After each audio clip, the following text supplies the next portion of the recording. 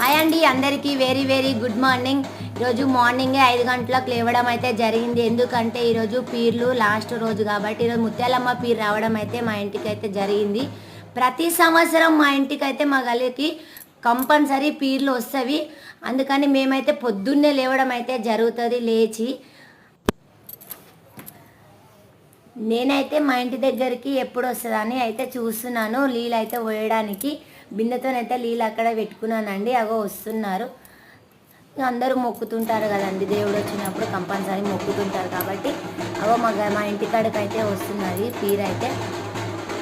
చూడొచ్చు, మీరు అందరూ చూడండి, వాళ్ళు చూడండి. ఈరోజు చివరి రోజు ముత్యాలమ్మ పీర్ రావడం అయితే జరిగింది మా ఇంటికాడికి. చూడండి, నేనైతే బిందెతోని నీళ్ళు పట్టుకొని రెడీగా నిల్చున్నా. వచ్చిండ్రాలు నీళ్ళైతే పోయడం అయితే జరుగుతుందండి. చూడండి, మీరు